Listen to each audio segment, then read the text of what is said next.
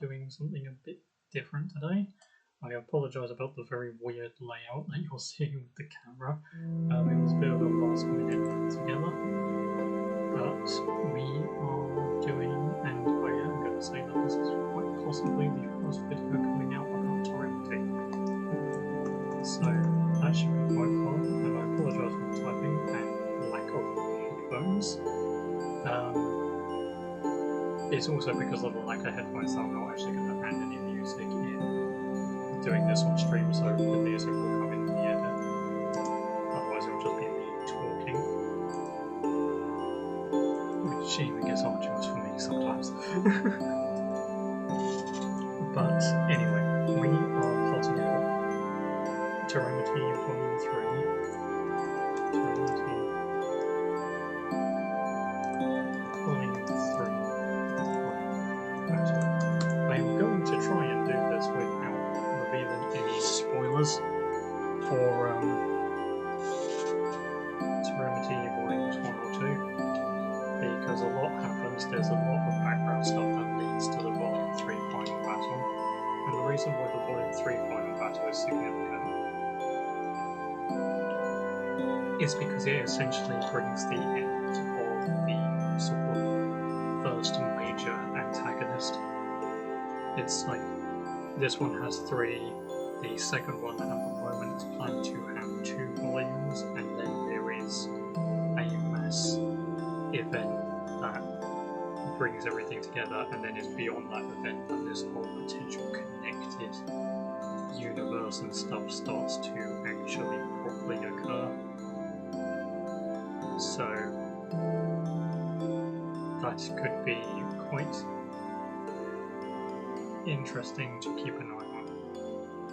But I will, just before we start writing anything, I will just walk you through the images around me. On the far left, top left, is Elena Diaz. She is one of the... well, the thing about Torrenti is very much like Young Justice. There are a lot of characters that get followed, there are different focuses and things, but Elena is... I guess you could refer to her as the sort of Robin or Miss Martian of Young Justice. She gets a fair amount of the focus and following. And then next to her is actually probably the one, and I didn't order them correctly really, is actually the one at the bottom left, that is Jacques K-Arts. And then in between them is Kato Verternen, and I will just actually type these out, so Elena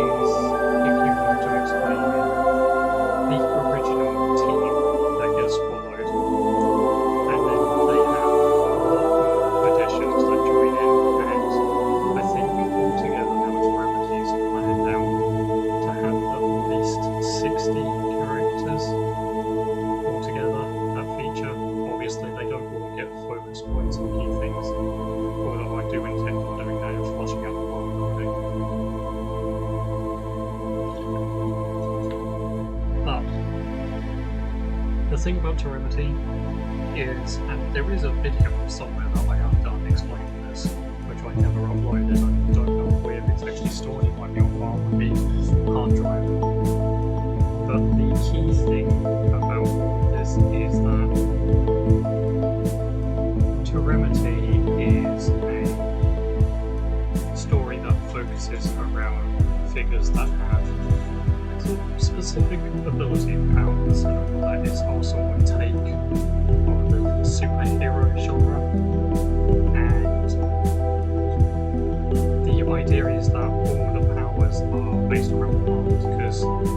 instead of just adding in the generic superheroes with heat vision, or ice powers, or super speed or things, instead we've taken an aspect like the mind, with honestly the acknowledgement of like Marvel and that do, where they have like Professor X, they have people like the Skull, Jean Grey, who are these, and even in DC with Gorilla Grodd or Martian Manhunter, they have the insanely powerful mind-based powered superheroes and supervillains, but they have such a variety of powers that they very rarely get to actually showcase them. In Marvel's case, they kind of just make them into people with godlike abilities, and in DC they have honestly not the best ability at utilising them. Martian Manhunter is a prime example of that. He tends to get thrown out before he can really do much most of the time. And I think the two that are probably the biggest crimes of that are Justice League Dark Apokolips War and the Death of Superman films. But I'm trying to figure out what's been. That would be why. It's angling again.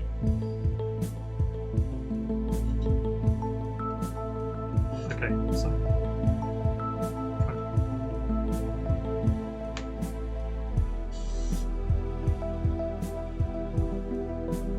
If I drift it there we go. I do also want to say to Zanovich, sorry if I butchered your name, thank you very much for the follow. I have obviously messaged you, but just what I think about it, thank you very much. The key thing that we're focusing on is mind-based powers, and it's just looking in detail at breaking it down and then exploring the different potentials of it. Because some of the potentials in themselves are really, really powerful. Like the ability to telekinetically manipulate water, which one of the characters can do. If you can do that, you can essentially manipulate most liquids, which means you can have the potential of being a seriously powerful individual. And then you've got others, like being able to adapt your breath and things. All of these trace back to the mind in some capacity. So it's an exploration.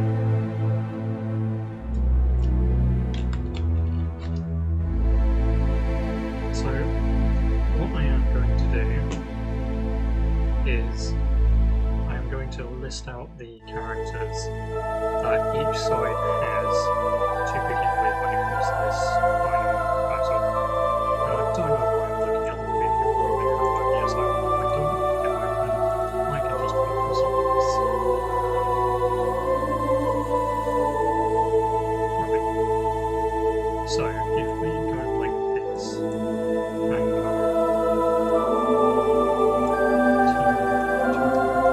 and I will admit I did take some inspiration from the Flash TV show when it came to how to represent their powers. Instead of a dogman wave, it was a psychic wave. But it was also, there was some inspiration. Part of this were very unique, as this wasn't a science experiment gone wrong. Okay, it kind of was, but not in the way you think. So, Team Telepathy right now. You have in this battle, and there's two stages of the battle. So you've got Elena, Diaz, Jack Chaos, Olivia Pike, Miles Turvey, Felix Chucks,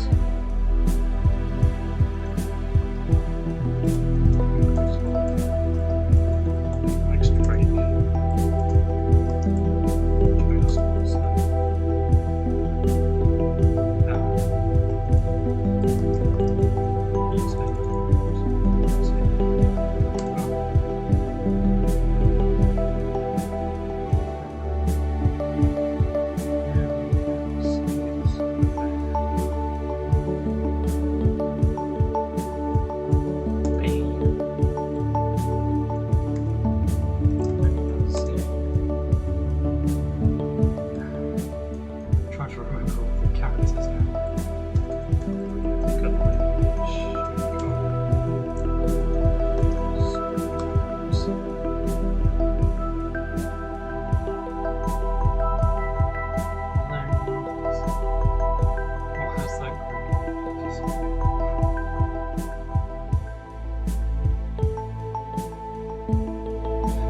leave that bit for now because I haven't actually quite decided on that.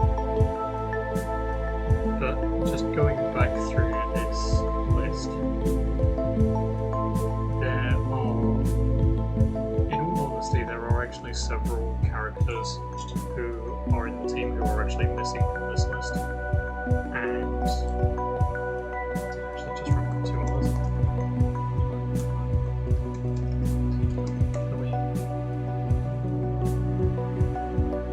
Aren't there any others? Just whilst I'm thinking before I go and forget any others.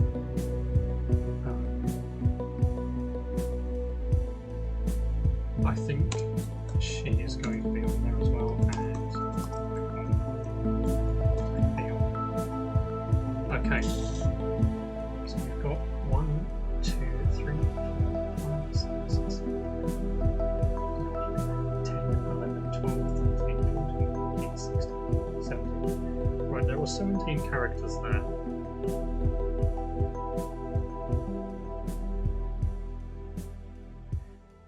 And there are at least 7 characters from the team who are not present on that list for one reason or another. So this is the Teramity team, and then you have the Erebus, the name of the organisation team, and you have, oh, okay, Erebus / Kelson Inc. team. You've got Victor, Mikkelsen, Caden de Bond, Christian Tyson,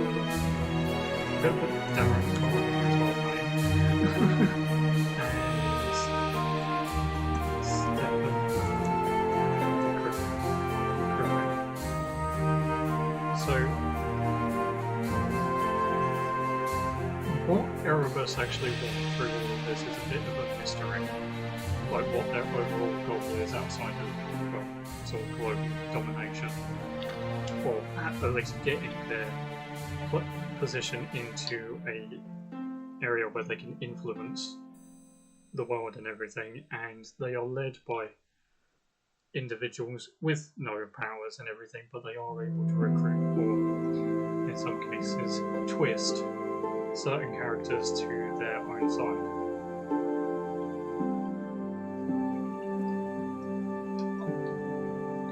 And there are a few more. There are other characters. I'm trying to think. There is about. So those are the teams, and then also what I'm just going to do on here is AI, because that's a big story point, and Erebus agents, and then over here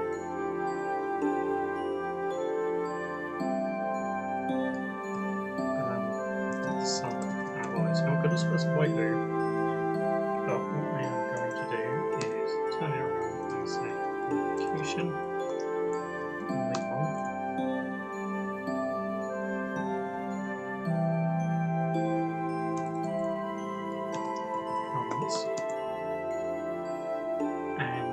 it's split into two. The first section is the team. So, first section. Team defend city from this attack. Or it's kind of threefold. So you have that, and then it is second section. Markers right anyway. And that's another whole thing that is honestly with Volume 3 there's stuff I need to go back and look over. I'm at a sort of critical point with the writing in it in terms of story perspective, but there is some stuff that needs to be altered and edited, and I think some of that may drift into Volume 2 as well. Then third section is essentially like the sort of big battle, the sort of big, and I hate to use this term, but the big boss battle effectively. So it'd be Elena and Jacques versus Victor. It's going to be Arnost versus Christian and Olivia versus Caden. That's gonna be how it breaks off. And one thing that I've done in the past is you have these YouTube videos that list the strength rankings up in Europe in Arrowverse, and I have a strength ranking for the directed characters, and sometimes I was just looking through and having that played back in the background and like helping to visualize some of the stuff. And one of the things that I consistently visualize through all of it is Victor fighting both Elena and Jack, because it's one of those things where Victor is a person with no powers, but he's got a lot of experience dealing with this and everything, so he is still insanely skilled. Not the most skilled by any stretch of the imagination, but he is still quite skilled. And in the first section breakdown, most of it is going to be the characters essentially just taking on the agents. I'm just looking at certain factors here.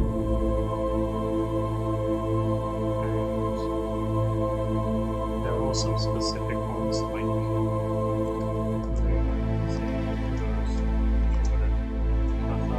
that is a big one. They are two of the most powerful characters introduced. One of them, in the case of Luna, has the ability to alter her own physiology and chemistry, and her own chemistry as well, so she can do quite a number of things. Whilst Jordan, on the other hand, has manipulation of the density, which essentially means that he was powerful enough that he would literally crush the planet if he really wanted to. And so that is one of them. So there are a few sort of, and there have been some rivalries that have been slowly building. One of them I could have mentioned happily is Jonas Larson and Scott Adams versus Miles Benovic, or both the Benovic brothers in some cases. Benovic brothers. I can imagine that being the case. There's a focus point involved with three. I think it's the second one that Jonas has ended up having against a younger brother. And yeah, there are quite a few, and it's like, it's one of these things where I'm trying to think of the mentality, but I'm also trying to think a bit realistic. Like, you can, of course, it could easily be a case that some characters like prioritize others, that they were specifically focused at keeping one of the others out of the fight. The others are honestly just probably going to get really mixed up in all of it, and it could end up as being a really chaotic battle and everything. And you know what, I am going to throw him in as well, because the way I was thinking of removing him is kind of too dismissive, so he's in there as well. And I will also outwardly state that this is Volume 3 we're talking about, and by this point both sides have taken losses. Like, this isn't one of these stories where it's always near a defeat and then people get, no, both sides have lost people in the storyline so far. And there have been betrayals and everything, and that's actually one thing we need to add in. A betrayal does happen. And that isn't something that I want to include. I've already thought it out, it's already planned, I know exactly who it's going to be. Obviously, spoilers, so I'm not going to reveal it. And I know saying spoilers for Volume 3 is kind of insane, but yeah, what can you do? If I can get all three of these all done and everything, it'd be nice to like release them as a set, possibly. As like a little feeler or taster or something. Maybe release them to like top tier subscribers on Ko-fi or something as the trilogy.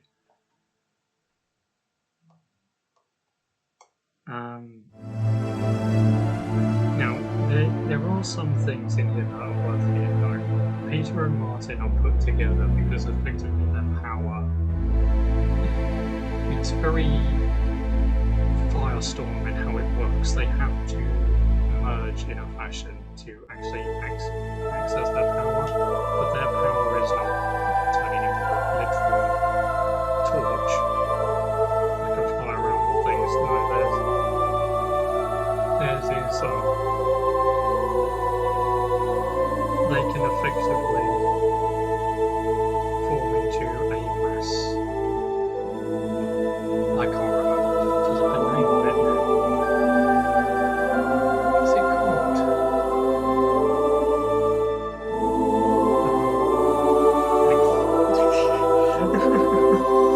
Instead of looking this out, I'm going to look it up, because it's a character from Young Justice that I'm thinking of.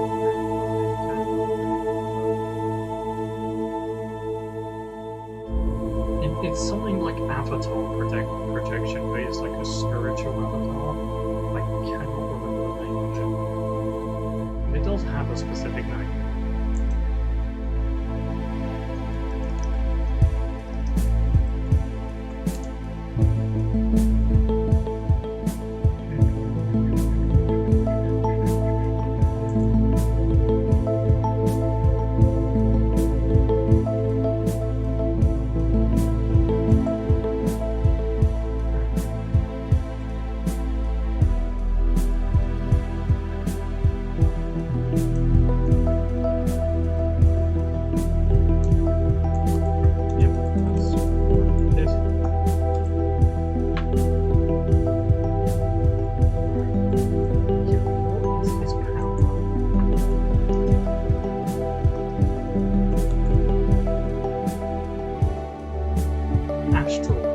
Astral form projection. So that is effectively what they can do in combination. They combine the two points of the and considering what the AI does, it kind of leads to a significant powerhouse. And just scrolling through the other powers for a moment, Elena is she is one of the only telepaths in the story. Shaq can himself to shadows and pass through them. Olivier is a bit like a Zen Hulk. He can channel negative, or no, he can't channel negative emotion, he can channel essentially any emotion and just calm people and things like that. Arnold can do a form of clothing. Felix is an interesting one because he's an unofficial member of the team. He's not actually part of the team per se, but he's on their side. He helps effectively get Teremites to safety and guide them and things because he's his whole thing is city intuition. He can pretty much find every angle avenue there is in the city, knows the best routes and things. Ivan is also one of the most skilled. He has precognition, but it's like a really small time precognition. Alex basically reduces his own. His is basically he can't feel pain. Essentially, he like turns off his pain receptors.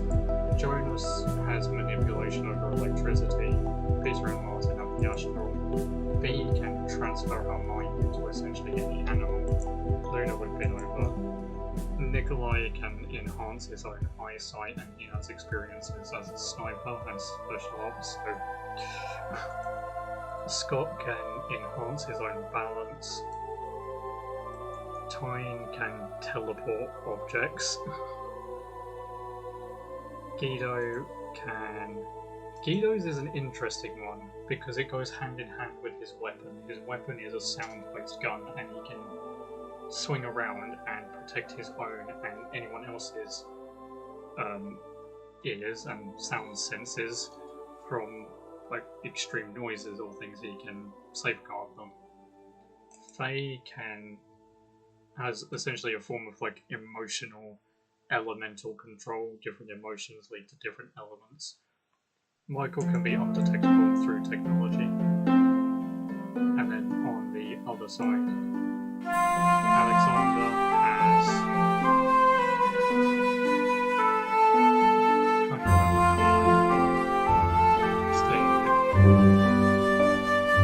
essentially Milos can telekinetically enhance his own agility.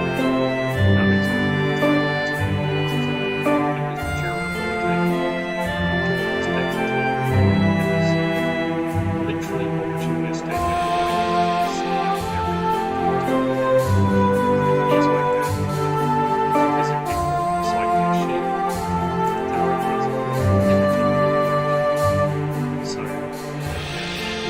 it's definitely able to trick other people's eye senses. It's not the level of physical teleportation, but it gives the effect like it's used to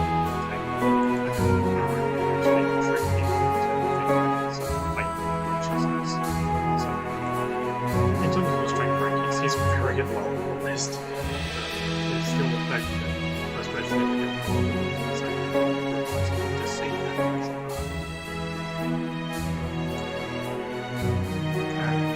there are multiple figures who are just absent from this battle, as I've said. The battle, obviously, like, Volume 1 and 2 have endings that are still very big catalysts. But Volume 3, I think I said Volume 3, I think Volume 2. Volume 3 is one that not only has the impact, but it also does something else, whilst the others have been then trying to, like the world trying to work out what on earth has been happening. In Volume 3, afterwards, this is entirely publicised. This is fully public. It's happening on an open street in a city, or more than just one street is. So they know exactly what is happening, basically, and it does have impacts. It does have a lot of impacts, and one of, and I'm not going to turn around and add that in because that would be a big sort of spoiler as well. But if we were to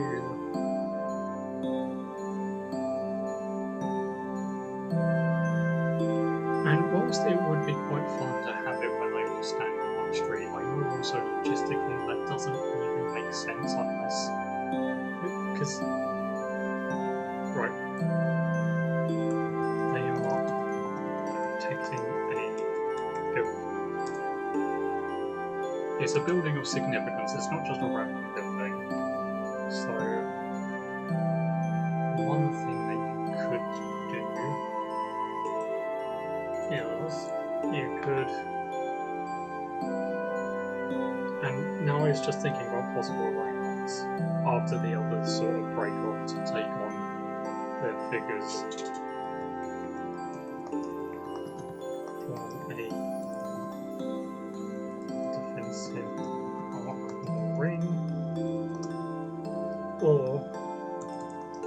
option is they can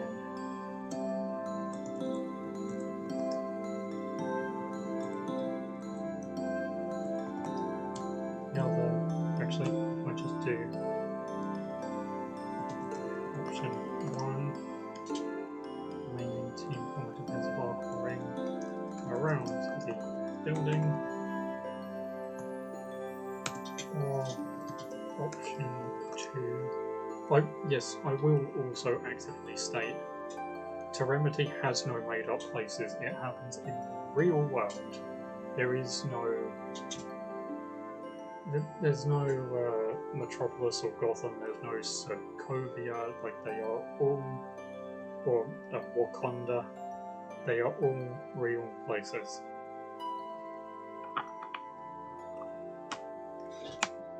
Because as much as this is a superhero one, when I think about it, the inspiration I have from it is a lot of like different ideas like help to try and keep it grounded. They are real places, they are not. I also just realised the deer is merging through the shirt. They are not trying to. I'm losing my words. Yeah, it's not trying to fantasize it more than it already is, effectively.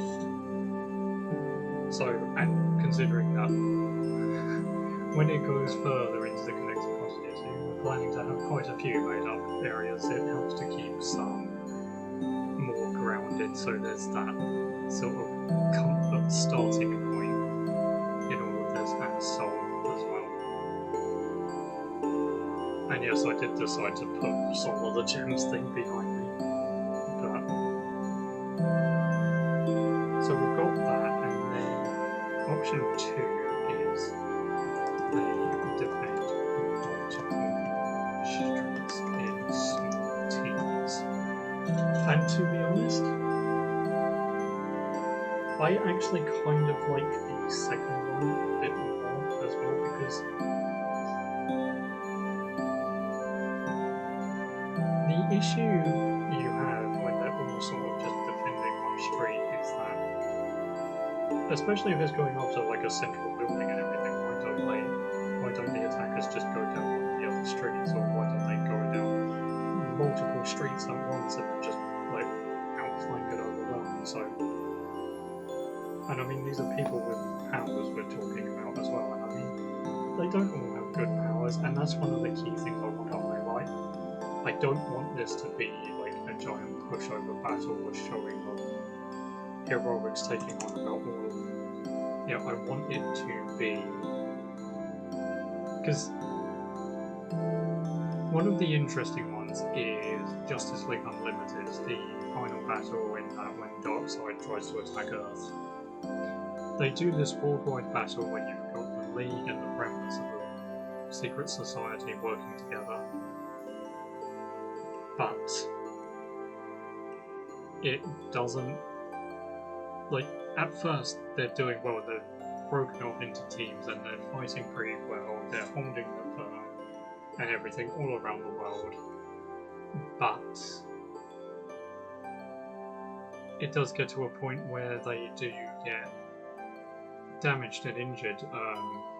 Star Sapphire gets shot down at one point.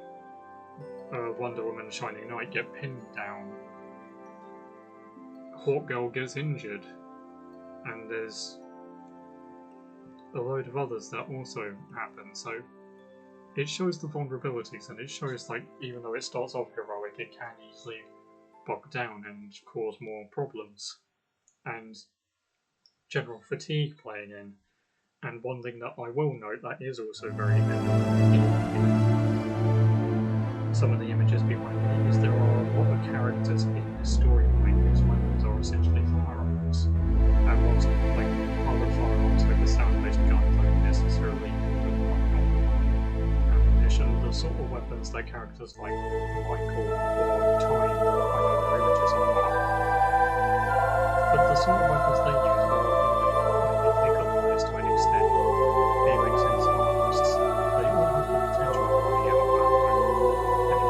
it's simple things like that. Just bring in that more like grounded aspect, so they can't just go on fighting forever. It's one of the things that I love about Arrow is the fact that on multiple occasions, well, actually it's like two words, on multiple occasions it shows all about in multiple arrows. And the other case of it is, and it's not just like when dramatic or things like that do that sometimes. Other times he does just simply run out. I mean, one of the interesting ones is actually in season 3. Season 3, like one of the opening episodes, is just he's firing arrows, he runs out of them, so he just switches to using a pistol. It's like it's not meant to be heroic or like this glorious last stand, it's just at a really inconvenient time, so he just changes his weapon. Yeah, it's stuff like that. You don't need to have these things. They're very realistic methods, so you don't need to have them just always be this and this and that.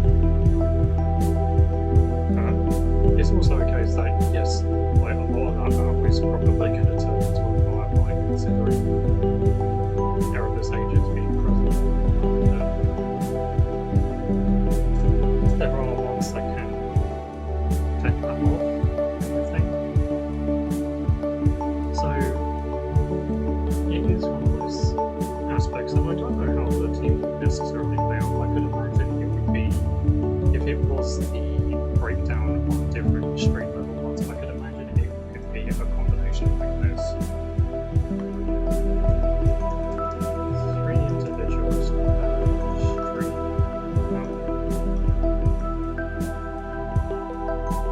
And in this equation we are removing these 4. We are removing the Vargas and we're removing Lumos. So that would leave 1, 2, 3, 5, 6, 7, 8, 9, 10, 11. That's a bit of an awkward amount. Going to line. So I can break that down. 3 teams of 3. Well, 2 teams of 3 and 1 team of 4. So you could have like a main street and then like 2 sort of side streets. So 2 teams of 3, 1, 2, 4. And I do like doing this with my works and the books. I do like looking at the sort of realism and logistical capacity of it. And I do try and fantasy stories off a little bit. Sometimes it drifts off a little bit, because I love Tolkien and all of that, and I love Star Wars and Halo and everything, but the actual numbers and logistics kind of get sacrificed for like cinematography and things, and grandiose, or in Tolkien's way, just allowing the mind to wander and stretch out. So I could imagine these guys having 1 ranged figure, 1 more powerhouse focused figure, and then 1 close combat figure. So if we were to just hypothetically go through this, 1 team could be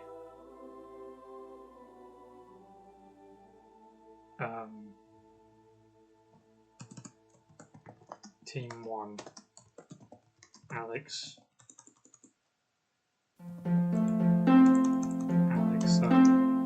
for the close combat, I would put CC, close combat. You could have for the PH, and then I don't know.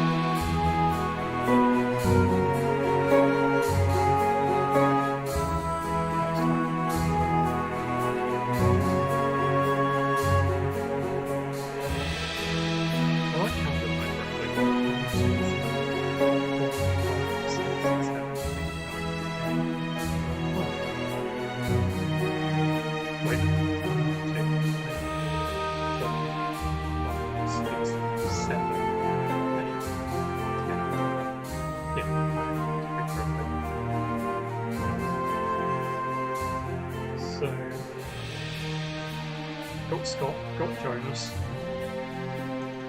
I also just realised that I really do apologise, but I'm hoping to be quiet there, and I do apologise for that. I used to have the headphones on. And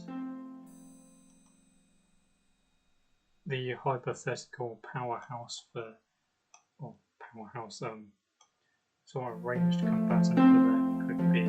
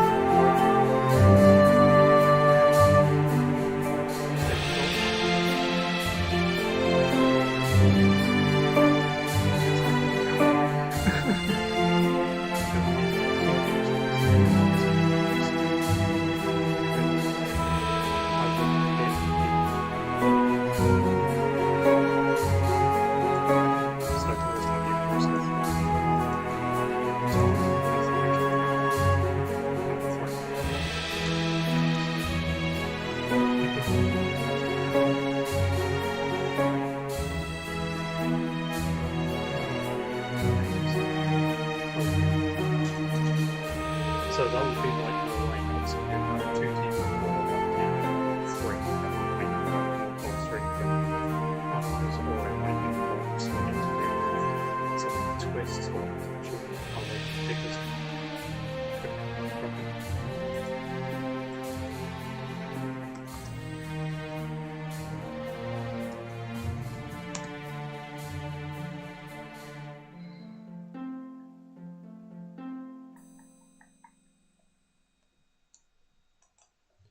Okay, so you've got that,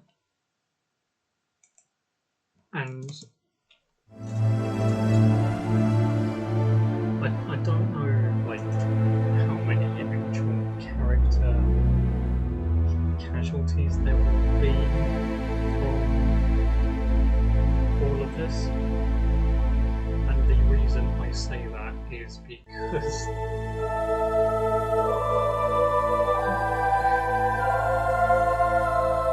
I don't want it to fall into a repetitive cycle of doing what I want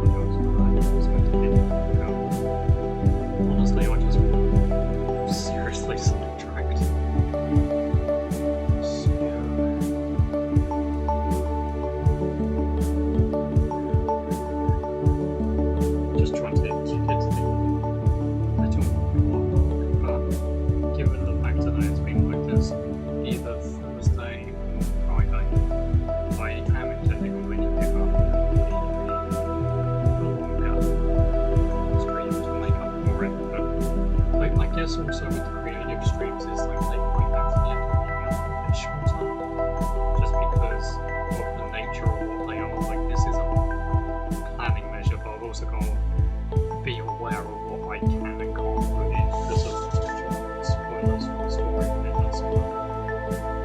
And like there will be some things evidently in this time that probably do get changed, but yeah, there's also factors that I just don't want to basically reveal too much, as this is one of the things that this is one of the stories that I'm working on. I am writing it currently at like chapter 10, chapter 11. I think I did just wrap up 10, so I'm at Temerity has been a story that for quite some time has been very focused on shadow and espionage. What happens at this critical point that I am writing completely changes the game. It's the primary catalyst for the things to change.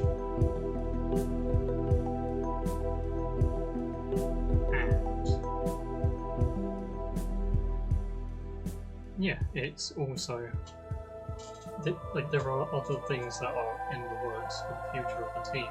There is a small civil war that happens within the team. There is other fractures that happen. There is a whole lot of different things that do occur.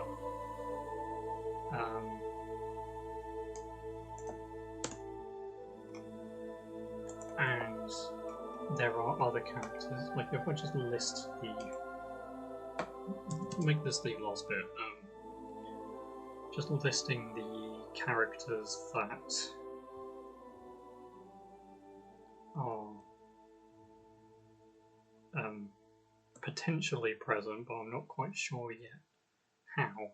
You've got Agent Corsar, you've got Phantom Blade, two of the most mysterious characters in the entire story. You've got Jades, who play Factor. Certain other characters that I'm not even going to mention here because of how the story works. You've got Lucas Flores, Amelia Carrick, a guy called Charlie, who's in there as well. I apologise if you can hear that making pressure. You've got Charlie in there. Flipping Casanova, Page. This I can't actually remember what her last name was off the top of my head. Casanova, Page Davis, Lee Montgomery.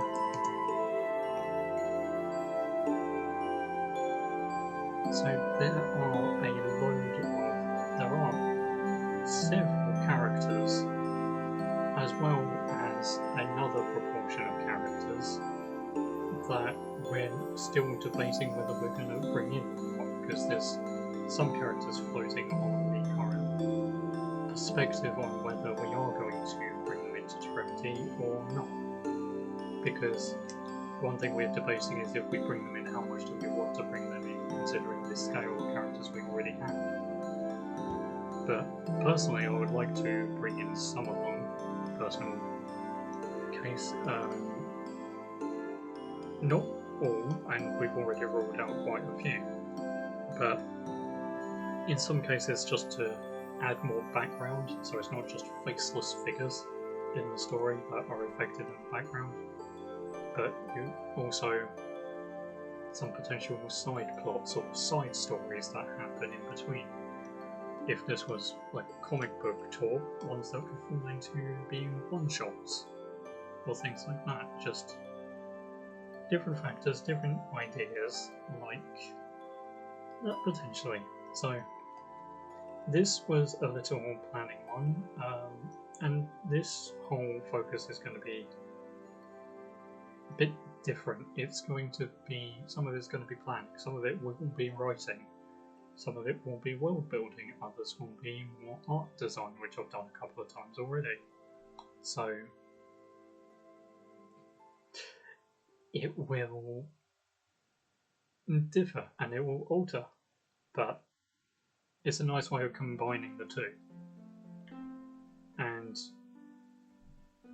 there's a lot that I want to do, and I'm going to try to not necessarily do world building and lore videos in this slot.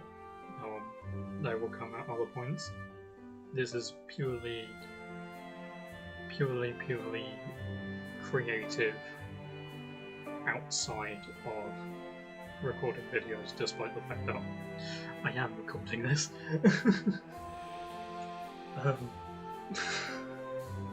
So what I am going to do is I'm going to switch off that window capture, and again I apologise that it's been a bit of a shorter one today. Should be back to normality tomorrow, if not it will be on Thursday. And I've got to remember to let the Reg know that, well, remind the Reg on Friday that there's no event on Saturday. Okay, so we need to find the right file for this.